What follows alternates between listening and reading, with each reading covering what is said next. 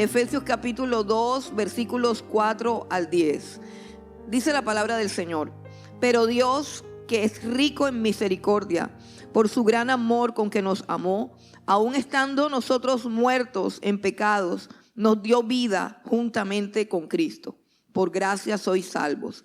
Y juntamente con Él nos resucitó y asimismo nos hizo sentar en los lugares celestiales con Cristo Jesús, para mostrar en los siglos venideros las abundantes riquezas de su gracia en su bondad para con nosotros en Cristo Jesús. Porque por gracia sois salvos por medio de la fe, y esto no de vosotros, pues es don de Dios. No por obras para que nadie se gloríe, porque somos hechura suya, creados en Cristo Jesús para buenas obras, las cuales Dios preparó de antemano para que anduviésemos en ellas. Padre, te damos gracias en esta mañana, bendecimos tu nombre. Gracias, Señor, por tus misericordias que son nuevas, por tu fidelidad, Señor. Gracias por tu bondad, gracias por tu salvación, gracias por tu palabra, gracias por tu Santo Espíritu. Padre, te doy gracias por cada vida que está en este lugar. Te doy gracias por cada alma que tú has traído en tu misericordia, Señor. Y te doy gracias por tu presencia, Señor, en medio de nosotros. Te doy gracias por tu Santo Espíritu, Señor, y por tu palabra.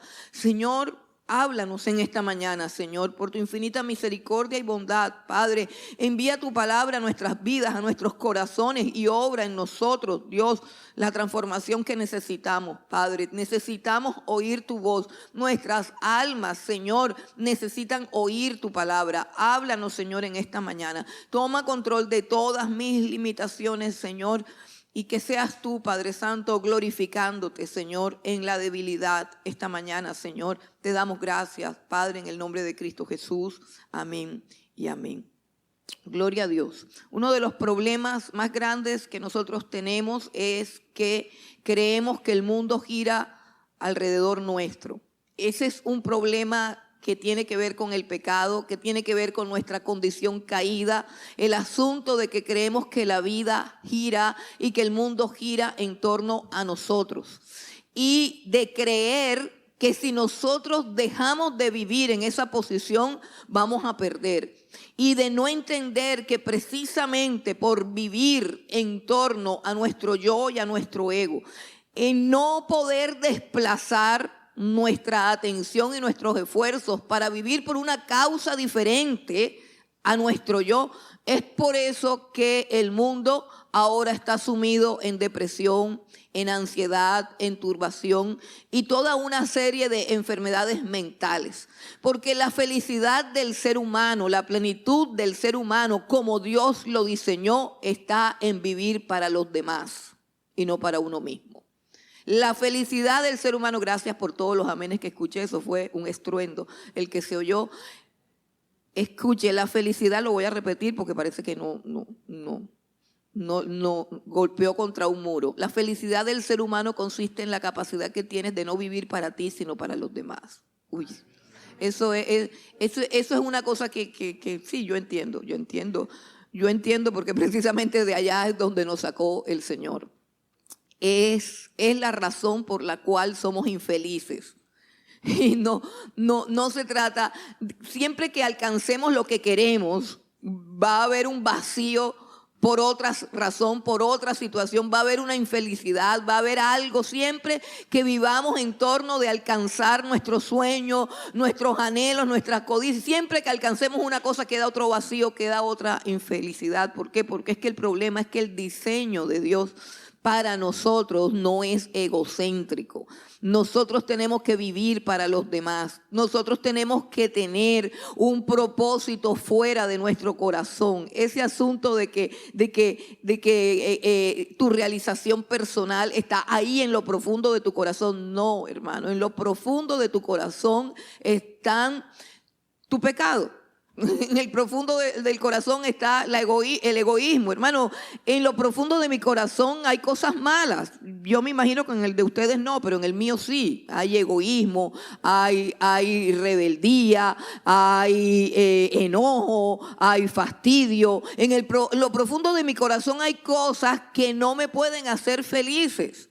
La felicidad está por fuera de mí. La felicidad es de una fuente que viene de arriba. La felicidad tiene que ver con levantar la mirada al cielo y asombrarnos de lo que está fuera de nuestro entorno. Cuánta paz se respira cuando usted se va por allá a las montañas y comienza a contemplar las estrellas, los montes, y se olvida de todo ese poco de pensamientos perturbadores que nos quitan la paz y la salud. Cuánta paz y cuánta tranquilidad hay cuando contemplamos todos los espectáculos gloriosos que Dios ha hecho en la naturaleza, precisamente para sacarnos de nuestro ensimismamiento. El problema del ser humano es precisamente eso, su propio yo, su propio ego. El creer que el mundo tiene que girar para satisfacer su voluntad o sus deseos. Si nosotros podemos salir de nosotros mismos y contemplar a Dios, vamos a encontrar la plenitud, vamos a encontrar la felicidad. Si el discurrir de mi mente, de mi pensamiento, una gran psiquiatra decía que todos nosotros tenemos una conversación interna en nuestra mente. Usted todo el tiempo tiene una conversación interna en su mente. Y esa conversación interna en su mente es la que determina su felicidad o su infelicidad. El poder deshacernos de esa conversación interna, el poder catalogarla como algo que no es importante, que no es un sendero seguro. Es decir, cuando yo entiendo que los pensamientos que se me atraviesan en mi cabeza no necesariamente tienen que ser correctos, no necesariamente tienen que ser verdaderos, no necesariamente pueden corresponder con la realidad. Cuando yo no le hago caso a esa voz interna, sino que comienzo a oír una voz mejor, una voz superior, y en este caso la voz de Dios, nuestra vida trasciende, nuestra amargura se va. Nuestra tristeza desaparece y somos transformados por el poder de la palabra de Dios. Porque la palabra de Dios fue la que dijo, hágase la luz, y la luz se hizo. Y normalmente en mi corazón y en mi mente comienzan las tinieblas. O sea, usted comienza y de repente alguien le dice algo, o alguien lo ofende, o usted se entera de que, por ejemplo, subieron la luz, que el recibo ya no vale 300 sino 600. Usted comienza y inmediatamente las tinieblas de un terror, de un miedo, de una ansiedad comienzan a gobernar su mente y sus pensamientos. Pero la palabra de Dios dice que en el principio Dios creó los cielos y la tierra estaba desordenada y vacía. Eso es lo propio del ser humano, eso es lo propio de la mente del ser humano, un desorden. Y si yo pienso que ese desorden lo voy a arreglar yo, ahí me voy a quedar con mi desorden. Dice, y dijo Dios, hágase la luz, y la luz se hizo. Eso es un principio, hermano. Yo continuamente peleo con las tinieblas de mi propia manera de pensar y de sentir, y luego voy a la palabra y que encuentro luz, una luz que disipa las tinieblas. Yo no sé cómo hace la gente que no abre la Biblia para poder vivir en un mundo que ahora mismo es controlado por las tinieblas. No sé cómo hacemos para vivir sin abrir la palabra de Dios y permitir que su luz y su verdad entre en nuestro corazón, entre en nuestra mente y disipe nuestra tiniebla. Y nos dé paz, y nos dé gozo, nos dé alegría, nos ayude a reconciliarnos con nosotros mismos. ¿Cuál fue la causa por la cual Dios nos salvó? Esa es una pregunta que quiero que pensemos hoy. ¿Cuál fue la causa por la que Dios nos salvó? ¿Por qué razón Dios hizo todo lo que estamos diciendo que hizo? Que nos dio vida, que nos libertó, que nos libró de la potestad de las tinieblas. ¿Por qué razón viene Cristo a morir en la cruz del Calvario para nuestra salvación? ¿Por qué razón? Hermano, y todo el mundo le dirá que es por usted, o sea, que es porque usted es muy precioso, que es porque usted es muy valioso, que es porque usted es muy importante. Todo el mundo le dirá que en eso consiste el amor, en que usted era un ser tan maravilloso que Dios envió a su Hijo Jesucristo a morir en una cruz. Y si nosotros somos sinceros y nos preguntamos a nosotros mismos, ¿será que yo soy tan maravilloso como para que el Hijo de Dios, el Santo, el Omnipotente, el Todopoderoso, el único que no dijo una mentira, el único que no hizo pecado, muriera y derramara su sangre y muriera de esa manera tan cruenta y tan dolorosa? ¿Será que yo soy tan valioso como para que Dios haga eso? Hermano, la respuesta es obvia. No. Yo no. Yo no valgo lo que Jesús hizo por mí en la cruz del Calvario. Entonces, tenemos que encontrar las razones de Dios, las causas de Dios y los propósitos de Dios, no en nuestro corazón, sino en Dios, en su palabra, en su palabra. Y lo primero que dice aquí el apóstol Pablo es que Dios es rico en misericordia, que Dios es rico en su misericordia. O sea, el asunto de la salvación no tenía que ver con nuestra miseria y no tenía que ver con nuestra pobreza, tenía que ver con su gran riqueza. El asunto de la salvación, todo este misterio de que Dios edifica su iglesia, todo este misterio de la redención, todo este misterio de la muerte de Cristo en la cruz del Calvario, de su resurrección, de todas sus promesas y de todo su retorno glorioso y del establecimiento del reino de Jesucristo aquí en la tierra y de todo lo glorioso que Él ha hecho y que va a hacer. Sí, nos amó, pero esa no es la razón. No es la razón. La razón de todo esto son las riquezas de su gloria, las riquezas de su amor. Dios es sumamente rico. Dios es sumamente rico.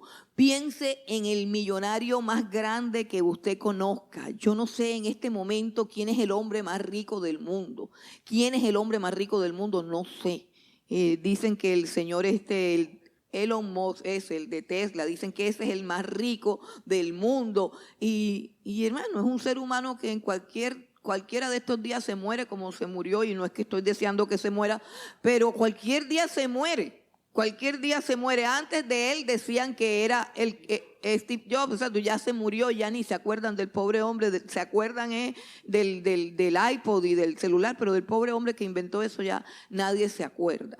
Bueno, el hombre más rico del mundo es un miserable mendigo delante de la riqueza de Dios. Y es que Dios no solamente es el dueño de todo lo que existe. Dios no solamente es el creador de todo lo que existe. Dios no solamente es el que sustenta con su palabra todo lo que existe, sino que también aquí, dentro de su ser, es decir, mientras mi corazón, este corazón, es un corazón mezquino. ¿Por qué? Porque yo nunca alcanzo a amar como Dios me pide que ame. O sea, a mí, o sea, yo hago el ejercicio del amor y nunca llego. O sea, nunca llego a la meta. O sea, arranco y en la mitad me quedo. ¿Cierto? Y eso es una miseria, ¿cierto? Eso es una incapacidad. No poder amar, no poder dar. O sea, yo no le puedo dar a todo el mundo. ¿Por qué? Pues porque no tengo. Tengo una cantidad de limitaciones como persona y como ser humano. Pero dice que Dios es rico en su misericordia. Dios que es rico en misericordia. Y la misericordia tiene que ver no con lo que Dios ha creado, ni con lo que Dios posee, sino con lo que Dios es, con lo que Él tiene en su corazón. Tiene la capacidad de amarme. Miren, yo no sé en esta mañana quién se siente pecador. No sé quién se siente pecador. Por ejemplo, yo hoy, y no les voy a decir por qué, lo voy a dejar con la intriga, pero yo hoy me siento muy pecadora. Hermano, pero es que hay días que uno como que tiene más conciencia de lo malo que es. Hay días en que uno viene y se siente un ángel. Pero ese no es este día. Y yo no sé quién más vino así. ¿quién vino más consciente o sensible de su pecado y de su incapacidad? No sé. Ok, ahí hay dos. Gracias por su honestidad. Ya pertenecemos todos al mismo club. Ok, listo. Los demás ahorita van a volar. Usted voltea y no va a encontrar a nadie porque son ángeles ya. Bueno, cuando nosotros estamos conscientes de eso, de que no podemos, de que somos malos. Qué increíble es reflexionar en esto. O sea, a esas personas que levantaron las manos, que hoy se sienten pecadores, que hoy se sienten malos. Yo quiero que entiendan lo que Dios dice aquí. Él nos ama por su gran misericordia. O sea, Él nos ama. Y nos ama con un gran amor. O sea, no importa nada de lo que tú hayas pensado, hecho o sentido. El amor de Dios, y yo estoy hablando a la gente que Dios ha llamado, porque es que podemos llegar a creer que Dios quiere a todo el mundo así. Dios quiere a los que amó y a los que salvó. Oye bien, a los que amó y a los que salvó. Dice el apóstol Pablo, por su gran misericordia, es rico en misericordia por su gran amor con que nos amó. Y ese término amó tiene que ver con algo que sucedió en la eternidad y que no puede ser cambiado por nada de lo que nosotros hagamos. Nada de lo que nosotros hagamos. Así que hoy que nosotros nos sentimos que no damos la talla, que nos sentimos mal, hoy es un día para asombrarnos de que su amor es inalterable, de que su amor es igual de profundo, igual de fuerte, igual de perfecto, de que su amor no se altera por lo que nosotros somos, sino que su amor proviene de la riqueza de su misericordia, la riqueza de su amor. De todas las riquezas que Dios tiene en esta porción, la causa de nuestra salvación fueron las riquezas de su amor y las riquezas de su poder. Hay dos cosas que Él tiene de manera ilimitada y es amor y poder.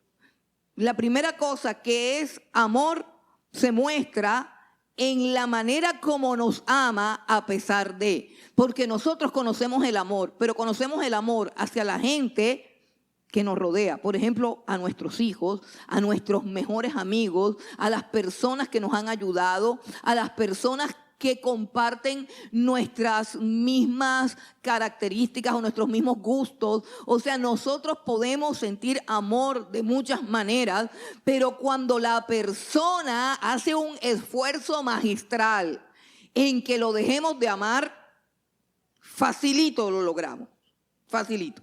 Cuando nos encontramos con una persona que está empecinada en fastidiarnos, con mucha facilidad el amor se acaba, con mucha facilidad. O sea, el amor de nosotros no resiste ofensa, no resiste desengaño, no resiste desilusión. Nuestro amor es muy frágil y muy condicional, pero el amor de Dios no es así. El amor de Dios es ilimitado porque nos amó a pesar de nuestra condición. Nos amó a pesar de nuestro pecado. Nos amó a pesar de nuestra rebelión. Porque no solamente fuimos pecadores o somos pecadores, sino también que éramos enemigos de Dios. Aborrecíamos a Dios y aún así Dios nos amó. Nos amó cuando aún éramos sus enemigos. Nos amó cuando hacíamos lo malo. No nos amó cuando nos empezamos a portar bien. Dios nos amó cuando hacíamos lo malo. Dios nos amó cuando estábamos muertos en nuestros delitos y pecados. Dios nos amó cuando éramos esclavos de nuestras pasiones y de nuestros deseos. Dios nos amó cuando éramos controlados por el príncipe de la potestad del aire, el espíritu que opera en los hijos de desobediencia. Y Dios nos amó cuando éramos hijos de desobediencia y vivíamos la vida haciendo lo que nos daba la gana. O sea, la voluntad de nuestra carne y la voluntad de nuestros pensamientos. Es decir, lo que se me antoja hacer y lo que a mí me parece que es correcto hacer. Y estando en ese estado de rebelión contra Dios, así Dios nos amó. Así Dios nos amó. Miren, en Ezequiel capítulo 16, lo que pasa es que nosotros no conocemos nuestro estado hasta que la luz de Dios llega a nuestras vidas y lo podemos entender. En Ezequiel capítulo 16 hay una narración un poco cruda de cómo era Israel antes de ser pueblo de Dios. O sea, hay una narración un poco cruda de cómo Dios cambió la vida de Israel y cómo era Israel cuando Dios la encontró. Dice Ezequiel capítulo 16, versículo 1 en adelante. Dice el profeta Ezequiel: vino a mí palabra del Señor diciendo: hijo de hombre, notifica a Jerusalén sus abominaciones. Mire nada más la frase, notifícales. ¿Qué significa notifícales? Que no tienen ni idea, que no tienen ni idea. Así es la vida de todas las personas que no tienen a Cristo, que no tienen el Espíritu Santo, que no se han arrepentido de sus pecados. Son personas que no saben cuál es su condición delante de Dios. Y Dios le dice al profeta que le diga a Jerusalén, que le diga a su pueblo, que se tienen que acordar de cómo eran ellos antes. O sea, notificar es algo que tú no sabes, que te estás enterando porque Dios te lo está diciendo. Y dice: notifica a Jerusalén sus abominaciones y dile: así ha dicho el Señor sobre Jerusalén. Tu origen, tu nacimiento es de la tierra de Canaán. Tu padre fue amorreo y tu madre etea. Y en cuanto a tu nacimiento, el día que naciste no fue cortado tu ombligo, ni fuiste lavada con aguas para limpiarte, ni salada con sal, ni fuiste envuelta en fajas. No hubo ojo que se compadeciese de ti para hacerte algo de esto, teniendo de ti misericordia, sino que fuiste arrojada sobre la faz del campo, con menosprecio de tu vida en el día que naciste.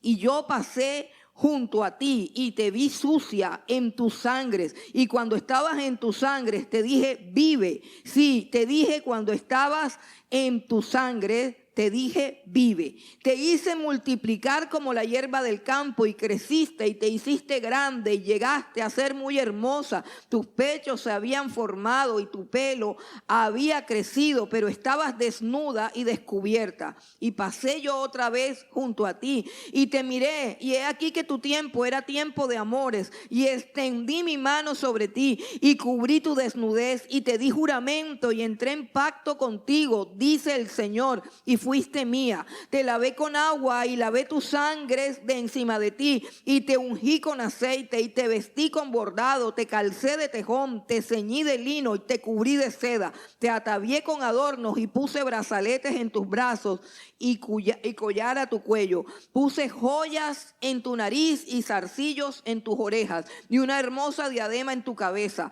Así fuiste adornada de oro y de plata, y tu vestido era de lino fino, seda y bordado. Comiste flor de harina, trigo, miel y aceite, y fuiste hermoseada en extremo. Prosperaste hasta llegar a reinar, y salió tu renombre entre las naciones a causa de tu hermosura, porque era perfecta a causa de mi hermosura que yo puse sobre ti, dice Jehová el Señor.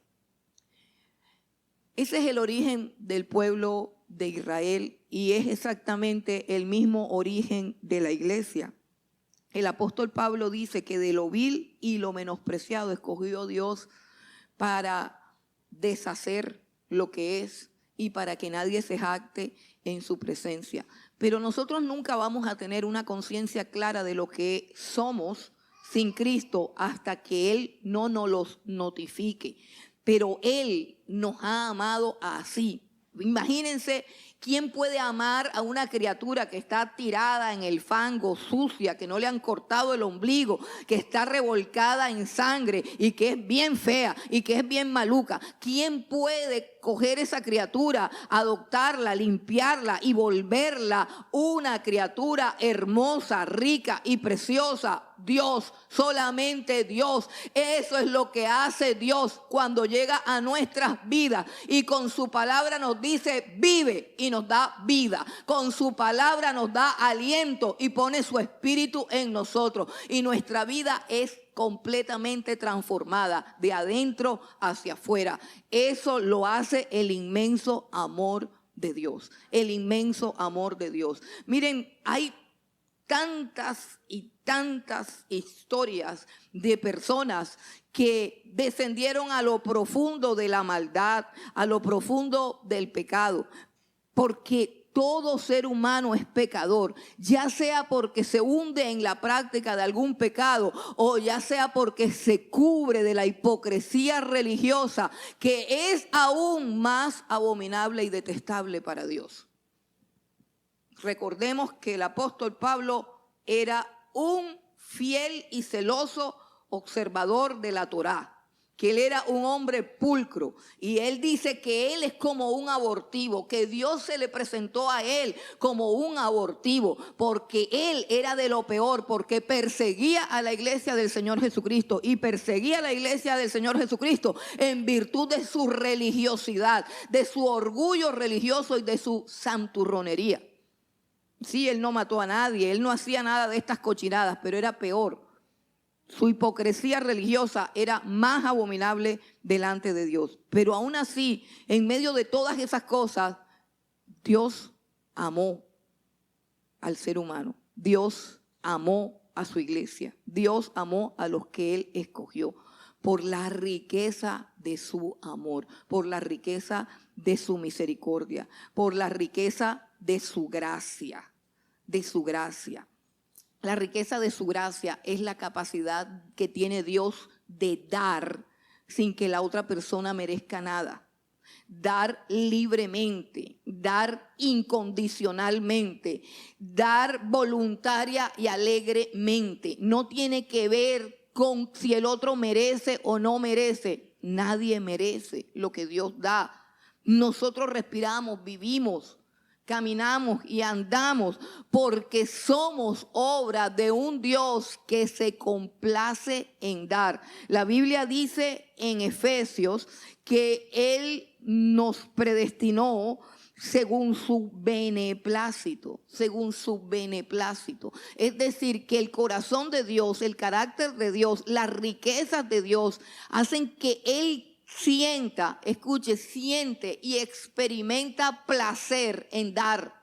Dios no experimenta placer en quitar. Dios no experimenta placer en negar. El placer del corazón de Dios está en dar. Es decir, Él da por placer. Él da por fidelidad a su propia generosidad y a su propio corazón, que es un corazón generoso. Él da para que se conozca cuán rico es Él. Entonces, tenemos la riqueza de su gracia, que es la capacidad de Dios dar, hermano. Y la riqueza de su gracia se coronó cuando Él entregó a su Hijo Jesucristo por todos nosotros los pecadores. O sea, además de la vida, además de la salvación, además del sol, de la luna, de las estrellas, además de todo lo que hace por nosotros, viene y nos da lo más preciado, lo más costoso. Esas son las riquezas de su gracia. Ahora, hermanos, pensemos ahora en las riquezas de su poder. Porque si alguno llegase quizás a amar de una manera parecida como ama a Dios, si yo llegase por el poder del Espíritu Santo a amar como Dios ama, es decir, que ame yo a un mendigo, a un drogadicto, a un depravado, a un ser de lo más corrupto, que yo tenga la capacidad de amar a alguien así. Quizás algún día lo pueda hacer por el poder de su Espíritu Santo, pero aunque yo ame a esa persona, no tengo la capacidad de cambiar su vida ni su miseria. El amor de nosotros no cambia a las personas que amamos. Así que aterricen las que andan engañadas. pensando que con mostrar amor el otro va a cambiar. El amor de nosotros no cambia a nadie. El amor de nosotros no sirve para que nadie sea transformado. El único que tiene el poder de transformar las vidas es Dios. El único que tiene el poder de cambiar nuestra miseria en riqueza o en abundancia es Dios. Solamente Dios. Por mucho que amemos a alguien, no lo podemos cambiar. Usted puede amar a su hijo drogadicto, puede atenderlo, puede cuidarlo, puede alimentarlo. Y le digo algo, eso lo único que va a lograr es que él cada día sea peor. Que cada día sea peor. Nuestro amor no sirve para arreglarle la vida a nadie. Pero el amor de Dios sí. El amor de Dios sí. El amor de Dios es eficaz. El amor de Dios llega y transforma. Dice claramente cómo se manifestó ese amor. Número 1, nos dio vida juntamente con Cristo. Su amor nos dio vida juntamente con Cristo.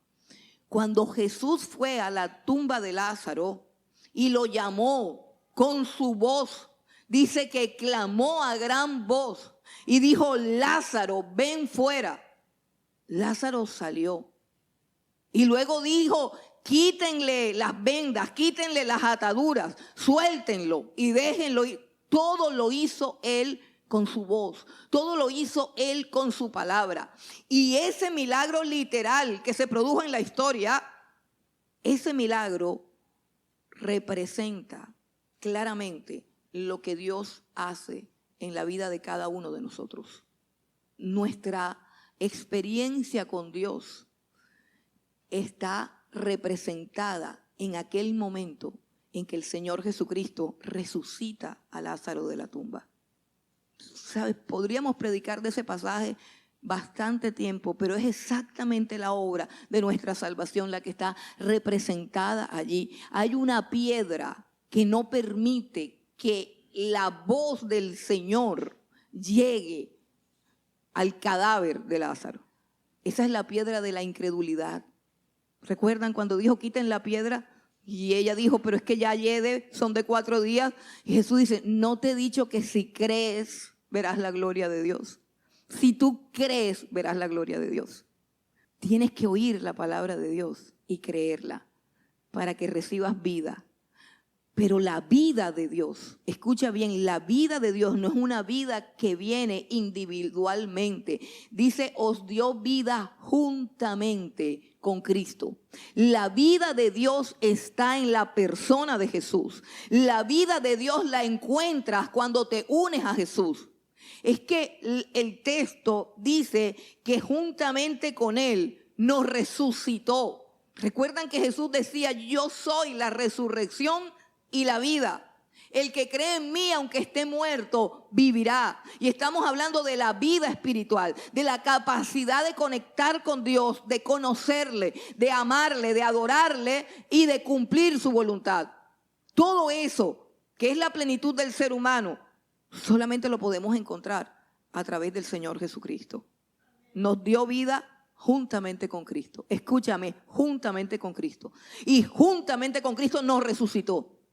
Juntamente con Cristo es la vida y juntamente con Cristo es la resurrección. El que tiene a Cristo tiene la vida. Sin Cristo no hay vida espiritual. Sin Cristo no hay vida eterna. Sin Cristo no hay resurrección. Sin Cristo no hay nada. Todo lo hizo con Cristo. Nos resucitó junto con Cristo. Pasamos de estar muertos en nuestros delitos y pecados a recibir vida juntamente con Cristo. Pasamos de ser esclavos del príncipe de la potestad del aire, como leíamos en el versículo 2, en los cuales anduviste en otro tiempo siguiendo la corriente de este mundo conforme al príncipe de la potestad del aire, el espíritu que ahora opera en los hijos de desobediencia. Hay un espíritu en los aires que controla toda la depravación y la decadencia moral y espiritual que gobierna el tiempo en el que estamos viviendo, la sociedad en la cual estamos viviendo. Y la única manera de que nosotros no seamos controlados por ese príncipe, la única manera de que no seamos controlados por esa corriente del mundo, es que Cristo venga a nuestras vidas y nos dé libertad. Y nos dé libertad. Nos resucitó con Él. Miren que dice que éramos esclavos porque seguíamos la corriente del mundo. Seguíamos la corriente del mundo que está controlada por el príncipe de la potestad del aire. Pero ahora dice que nos resucitó y nos hizo sentar en los lugares celestiales con Cristo Jesús. ¿Qué significa estar sentado en los lugares celestiales con Cristo Jesús? La palabra o el verbo o la figura literaria, estar sentado, significa literalmente reinar. Repito, estar sentado en la Biblia significa reinar. Por eso la Biblia dice, al que está sentado en el trono, a él sea la gloria. Al que está sentado en el trono. O dice, y se sentó el juez. Significa estar sentado, significa reinar. ¿Qué quiere decir aquí la palabra de Dios? Que el inmenso amor de Dios, el inmenso y infinito poder de Dios nos ha cambiado de ser personas controladas por la corriente del mundo, o sea, esclavas de una mentalidad reprobada, del príncipe que opera en los aires. Nos ha salvado de ser esclavos de ese príncipe, de ser esclavos de nuestras pasiones, de ser esclavos de nuestros apetitos. Dice, andábamos en ese tiempo haciendo la voluntad de nuestra carne y la voluntad de nuestros pensamientos. Y todo el que vive haciendo la voluntad de su carne y la voluntad de sus pensamientos, dice la Escritura, que es hijo de ira, hijo de desobediencia. Hijo de ira, hijo de desobediencia. Pero cuando Cristo viene a nuestras vidas, una de las cosas que hace Dios con Cristo Jesús es sentarnos con Él. Sentarnos con Él. Escucha, sentarnos con Él. Así que sucede algo en el ámbito espiritual. Algo que es bueno por un lado, pero que es delicado por otro lado. Piensa por un momento que antes de Cristo, la corriente del mundo, que a su vez es controlada por el príncipe de la potestad del aire, te gobernaba a ti. O sea, tú hacías lo que él decía. Eras una marioneta controlada por esa corriente del mundo. Pero ahora ya no eres esclavo de ese príncipe. Ahora eres su peor enemigo.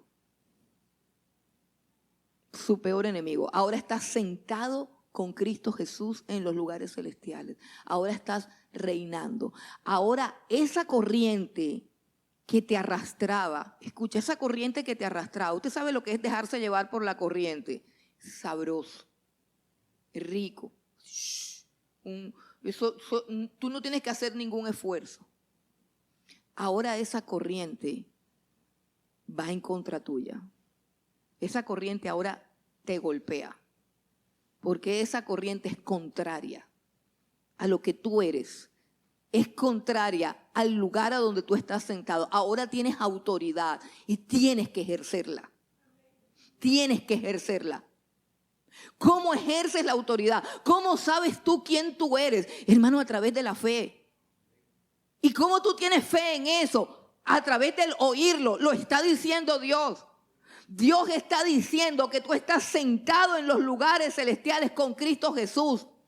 Y que tú tienes dominio sobre tu mente, sobre tus pensamientos, sobre tus pasiones. Y que tienes ahora la capacidad de hacer la voluntad de Dios. Que no puedes seguir pensando que tú eres una marioneta. Que no puedes seguir pensando. Hay veces que uno le dice al hermano y que hermano, nos vemos el domingo. Y el hermano te contesta si Dios quiere. O sea, tú todavía no sabes que Dios quiere que vengas el domingo a la iglesia. Tú todavía no sabes que el plan de Dios es que te reúnas los domingos a celebrar su gloria, su salvación, todavía tú dudas de que esa sea la voluntad de Dios. Hermano, esa es la corriente de este mundo. Un Dios que a veces quiere y a veces no quiere. Un Dios ambiguo, un Dios así de medio gris, no se define. Hermano, Dios está definido. Dios está definido. Y tu destino en Dios ha sido definido con Él. Eso es lo que vamos a ver más adelante. Pero yo quiero decirte que tú no eres un esclavo, que tú estás sentado con Cristo. Que tú estás sentado con Cristo.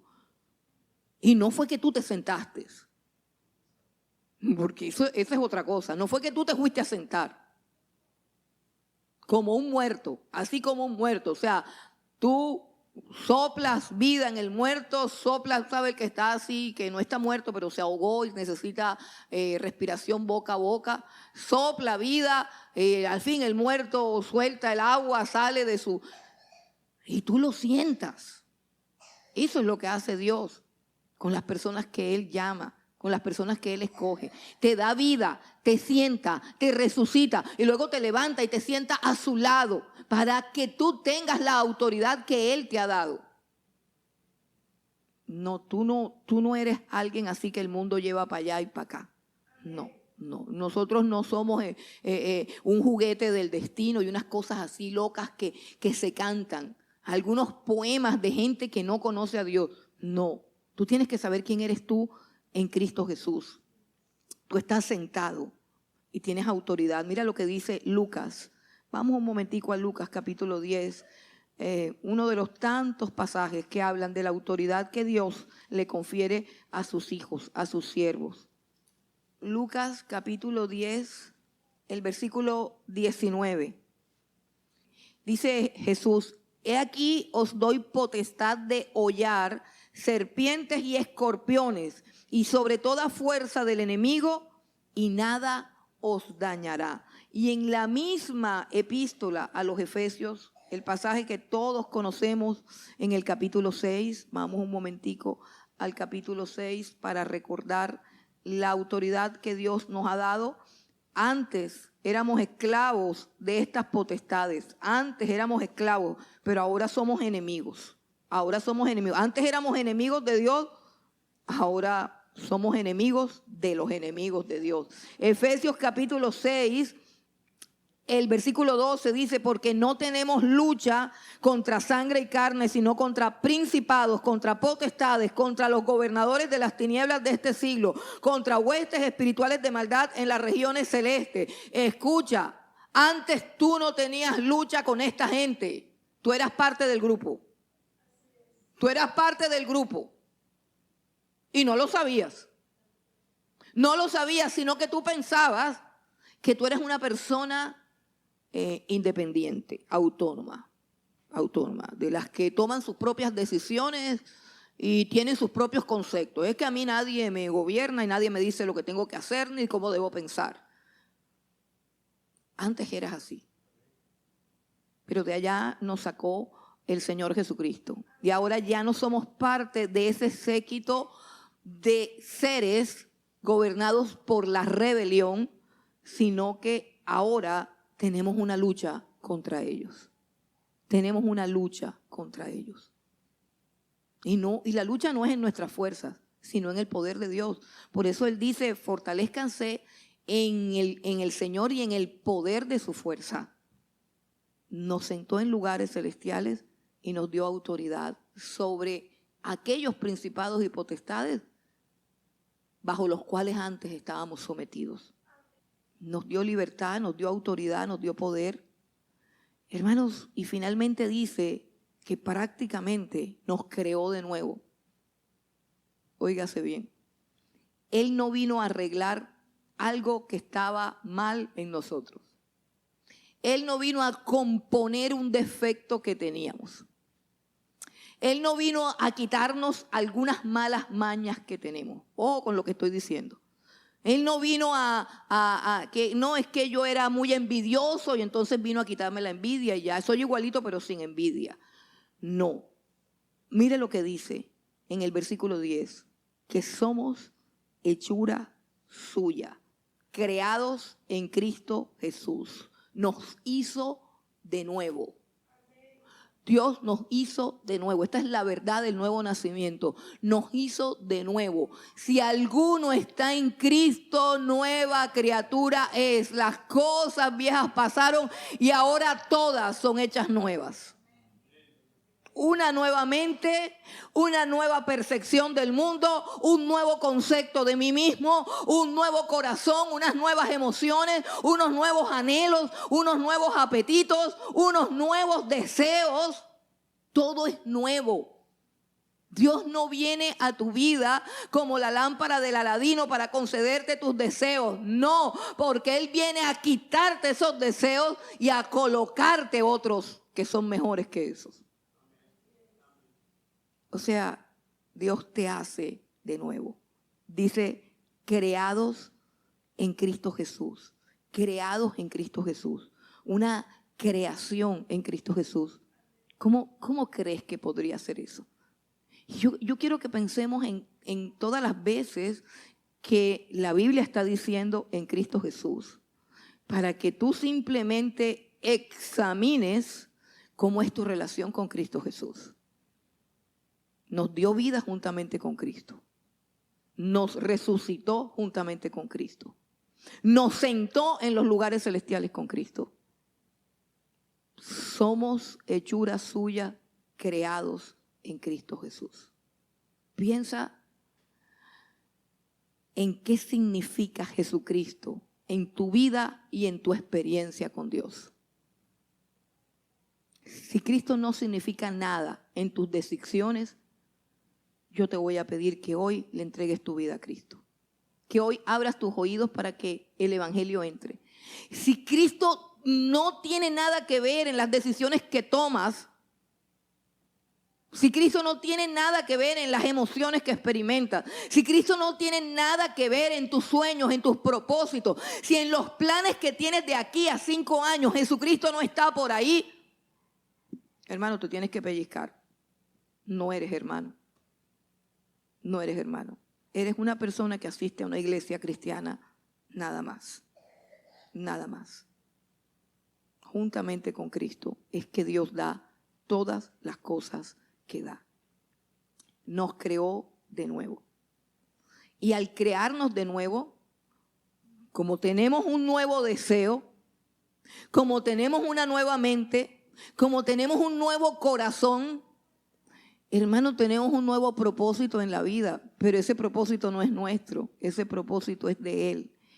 Ven conmigo al versículo 10 nuevamente, porque somos hechura suya, creados en Cristo Jesús para buenas obras, las cuales Dios preparó de antemano. ¿Qué cosa? Las buenas obras. No son nuestras esas obras, no.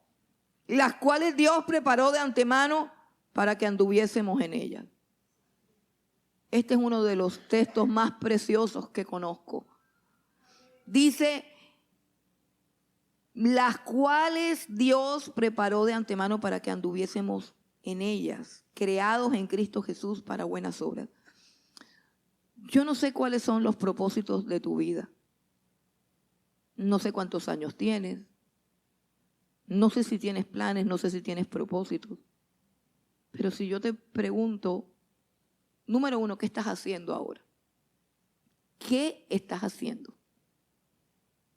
¿Estás haciendo lo que tú decidiste hacer según tus criterios, según el príncipe que controla la corriente del mundo? ¿Con base en qué tú tomas las decisiones, por ejemplo, de lo que vas a hacer este año, de lo que vas a hacer el año que viene? Yo quiero que piensen en eso. ¿Qué vas a hacer este año? ¿Qué estás haciendo este año? Porque este año ya va volando y ahorita se va a acabar. ¿Tienes algún proyecto para el año que viene? Todos esos propósitos, todas esas metas, todos esos proyectos tienen que ver con las buenas obras que Dios preparó de antemano para que tú andes en ellas. ¿Tú estás seguro de cuáles son esas buenas obras? Aparte de lo que significa una vida una vida centrada en Cristo y una vida centrada en su palabra, que por supuesto es una vida de integridad, por supuesto es una vida de amor, por supuesto es una vida de mansedumbre, por supuesto que es una vida de humildad, por supuesto que es una vida de santidad, de integridad, de dominio propio, de veracidad, de generosidad, por supuesto. Pero aquí hay algo personal. Dice que Dios preparó de antemano. Hay unas obras que han sido preparadas por Dios. Piensa en la profundidad de esto. Hay una obra preparada por Dios para ti. Para ti, para ti, el diseño que tú tienes, las habilidades que tú tienes, los dones que tú tienes y aún las debilidades que tienen, se relacionan con lo que Dios diseñó en su mente para ti. Y eso lo diseñó antes de la fundación del mundo y lo preparó para ti, para que tú anduvieses en ella. Y por eso es que te llamó. Y para eso es que te llamó aquí en esta tierra. Porque solamente vamos por lo que estamos haciendo en esta tierra. Solamente en esta tierra hay cosas que Dios preparó. Se llaman buenas obras. No te las inventaste tú. No las pensaste tú, no las soñaste tú, las soñó Dios, las hizo Dios. Por eso, ¿dónde queda aquel asunto de tus sueños, de tus planes, de tus propósitos? Conocer a Dios es la plenitud del ser humano. Cuando tú conoces a Dios, cuando tú te acercas más allá de la religión, cuando tú trasciendes esta misma reunión y te vas a la profundidad de Dios, cuando tú abres el libro del lenguaje de Dios, cuando tú te humillas de corazón y le dices, háblame Dios y muéstrame tu camino. Mire, cuando tú haces eso, las religiones desaparecen. Los dogmas desaparecen. Las confusiones teológicas desaparecen. Solamente queda una realidad tangible. Cristo está delante de ti. Dios es real. Y puedes hablar con Él. Y puedes andar guiado por sus pensamientos, por sus palabras, por sus mandatos. Cristo es real para ti. Se acaba toda religión. Se acaba toda confusión. Porque simplemente tú conoces quién eres tú y para qué estás en este mundo. Porque Él te lo va a decir. Él es tu creador. Él es tu redentor. Él es el que conoce tu destino, tu propósito. Y para qué fuiste hecho y para qué estás en esta tierra. ¿Por qué nos salen las cosas mal? ¿Por qué desperdiciamos el tiempo? ¿Por qué nos equivocamos tanto? Porque seguimos abrazando los sueños de aquel hombre que era controlado por la corriente del mundo. Precisamente por eso es que fracasamos y nos damos cuenta que esa no era la voluntad de Dios. El poder de Dios no transforma tu vida solamente, transforma tu corazón, tu carácter, tu esencia. Miren, yo tengo muchos ejemplos aquí. Tengo el ejemplo de Nicky Cruz, un hombre que era jefe de una pandilla, asesino, que andaba con cuchillo, con navaja. Y Dios lo persiguió a través del pastor David Wilkerson. Lo perseguía y le decía, Cristo te ama, Cristo te ama. El pastor David Wilkerson dice literalmente, era como si yo me hubiese enamorado de esa alma. Yo quería salvar esa alma. Era el jefe de todos los pandilleros de Nueva York. Era un peligro, nadie se le acercaba. Andaba con una navaja, lleno de odio, lleno de rabia, de agresividad. Y David Wilkerson dice que él empezó a sentir un amor por esa alma. Y era el amor de Dios.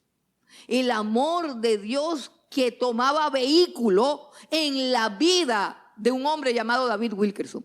Y este hombre se metía en las caletas, en los tugurios, en unos túneles así sin salida, y lo perseguía.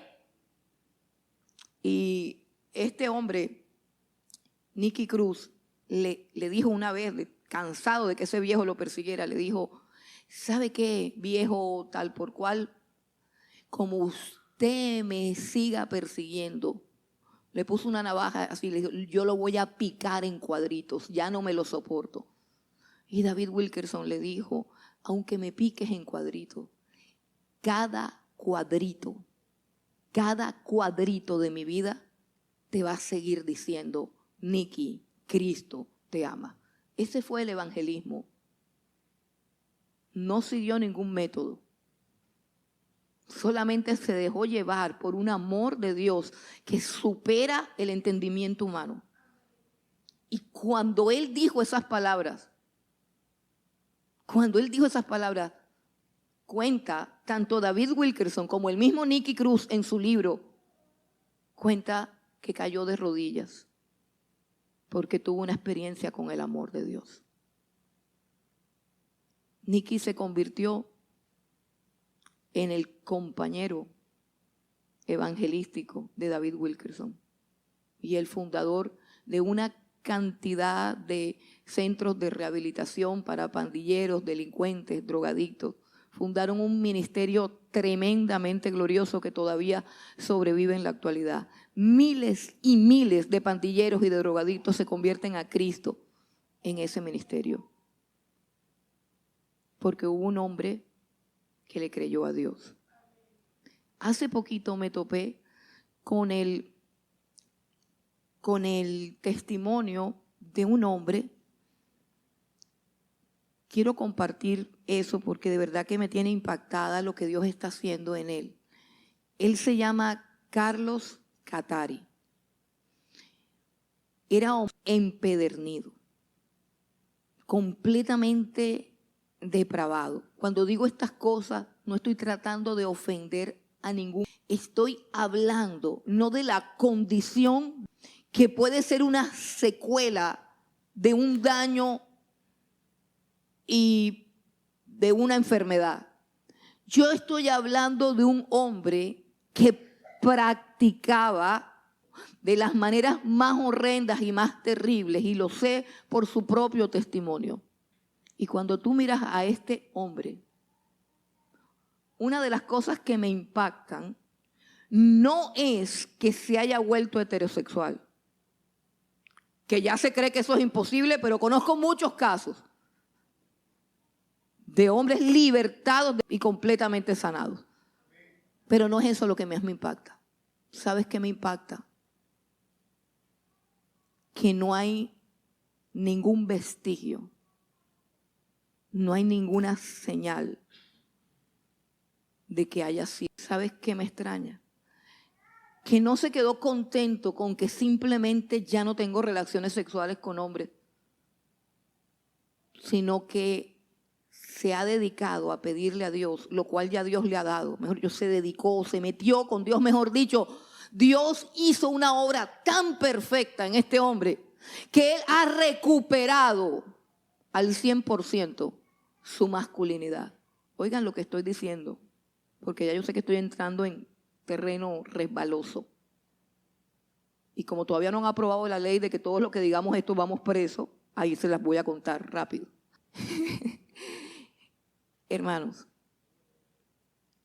la masculinidad no solamente la han perdido los, la masculinidad se está perdiendo y la feminidad también. Yo creo que Dios levantó a Carlos Catari para que los hombres aprendan a ser hombres. Es impresionante todo lo que él dice. Por ejemplo, él dice que empezó a darse cuenta que él hacía la mano así y que los hombres no hacen la mano así. Miren, yo conozco muchos hombres que hacen la mano así. Y los papás no le dicen, deja de hacer la mano así. Ni la mamá tampoco. Es más, dicen, mira qué lindo y qué tierno es el niño. Y yo, pero tú no lo ves, que tiene la mano torcida. No, eso es malo decirlo. Tan malo es que, repito, ya hay una ley para que vayamos presos todos los que toquemos el tema. Pero es que cuando Dios hace algo, Él no viene, escucha, Él no viene a curarte un grano. Él no viene a curarte un grano. Él viene a curarte por dentro, a limpiar toda tu sangre para que nunca jamás te vuelva a salir un grano en todo tu cuerpo. Él no viene a ponerte un mertiolate en el grano, a ponerte un parche en el grano. No, no. Dios viene a cambiarlo todo, a cambiarlo todo. Y cada uno de nosotros debe estar en el proceso de dejarse cambiar. Porque siempre nos quedamos a mitad del camino. Nos quedamos a mitad del camino. O sea, el que era ladrón ya no roba, pero sigue siendo envidioso, sigue siendo tramposo, sigue siendo manipulador, sigue siendo flojo, sigue siendo egoísta. No, hermano, Dios quiere que seas lo que Él ha diseñado para ti. Una nueva criatura, con una vida nueva, con un propósito nuevo, con obras que se inventó Él y que tú andas en esas obras. Y si tú andas en esa obra, hermano, andas en plenitud, andas en gozo, andas en alegría, andas en propósito, en los propósitos de Dios, en los propósitos eternos de Dios. Mire, todo lo que estoy diciendo parece sencillo, quizás de entender, pero necesitamos que Dios nos lo revele para que lo podamos asimilar y se pueda hacer vida en nosotros. Era tan importante esto que el apóstol Pablo, antes de explicar esto, hizo una oración. Y yo quiero que vengas conmigo a la oración para que mires lo que él pide, que es lo que todos nosotros debemos pedir cuando escuchemos este sermón. Efesios capítulo 1. Comencemos desde el 15. Vamos a leer toda la oración que hace el apóstol Pablo antes de explicar esto. Escucha bien, mira qué importante. El apóstol Pablo oró a Dios antes de explicar esto. ¿Por qué? Porque solamente Dios podía darle a los oyentes la capacidad de entenderlo. Solamente Dios. Vamos al versículo 15, Efesios 1, dice: por esta causa, yo habiendo oído de vuestra fe en el Señor Jesucristo y de vuestro amor para con todos los santos, no ceso de dar gracias por vosotros, haciendo memoria de vosotros en mis oraciones. ¿Qué pide? Para que el Dios de nuestro Señor Jesucristo, el Padre de gloria, os dé espíritu de sabiduría y de revelación en el conocimiento de Él, alumbre los ojos de vuestro entendimiento, para que ustedes sepan cuál es la esperanza a la que Él los ha llamado y cuáles las riquezas de la gloria de su herencia en los santos y cuál la supereminente grandeza de su poder para con nosotros, los que creemos, según la operación del poder de su fuerza, la cual operó en Cristo, resucitándolo de los muertos y sentándolo a su diestra en lugares celestiales, sobre todo principado y autoridad y poder y señorío, y sobre todo nombre que se nombra no solo en este siglo, sino también en el venidero. Repito la oración. El apóstol Pablo suplicó a Dios que el Espíritu Santo iluminara el entendimiento de todos ustedes para que ustedes pudiesen conocer tres cosas que no pueden ser conocidas a menos que el Espíritu Santo de Dios los ilumine. La primera cosa, ¿cuál es la esperanza a la que Dios te ha llamado? La segunda cosa, ¿cuáles son las riquezas de tu herencia en Cristo Jesús? Y la tercera cosa, ¿cuál es la supereminente grandeza del poder de Dios que un día resucitó a Cristo de los muertos, lo sentó sobre todo principado, potestad, y que ese poder es el mismo que actúa dentro de ti si has creído en el Señor Jesucristo? Dios es grande, de verdad que Dios es grande. Pero yo les decía que todas estas cosas no fueron hechas por causa nuestra. Todas estas cosas fueron hechas por causa de su gloria. Dice el versículo 8, porque por gracia sois salvos por medio de la fe, y esto es don de Dios, no por obras, para que nadie se gloríe, para que nadie se gloríe. Y dice el versículo 7, leamos el versículo 7, para mostrar, este es el propósito de Dios haciendo todo lo que está haciendo en nuestras vidas. Versículo 7, mostrar en los siglos venideros, mostrar en los siglos venideros, o sea, en la eternidad. Los siglos venideros significa mostrar por toda la eternidad las abundantes riquezas de su gracia en su bondad para con nosotros en Cristo Jesús. O sea que en cada uno de los creyentes Dios se glorifica para que su gloria sea manifestada por la eternidad, por los siglos de los siglos. Así que nuestro llamado trasciende aún las mismas buenas obras que Él tiene para nosotros en esta tierra. Nuestro llamado va más allá, porque aún en la eternidad, la vida que nosotros vivimos por su poder será una manifestación de su gloria. ¿Por qué? Porque siendo antes pecadores, porque siendo antes esclavos de la corriente del mundo, porque siendo antes enemigos de Dios y rebeldes, gobernados por nuestra carne, ahora somos criaturas que viven para glorificar a Dios por la eternidad. ¿Y qué es lo que va a hacer Dios con nosotros? Decir, esta es la gente que un día era pecadora. Esta es la gente que era mentirosa. Estos son los homosexuales que decían que no tenían remedio. Estos eran los mentirosos que pensaban que nunca iban a dejar de mentir. Estos eran los ladrones. Estos eran los sicarios. Estos eran los orgullosos, fariseos, religiosos, hipócritas. Todos han sido transformados por mi gracia, por mi poder, por mi palabra, por mi espíritu. Esas son las abundantes riquezas de la gloria de su gracia y son para ti.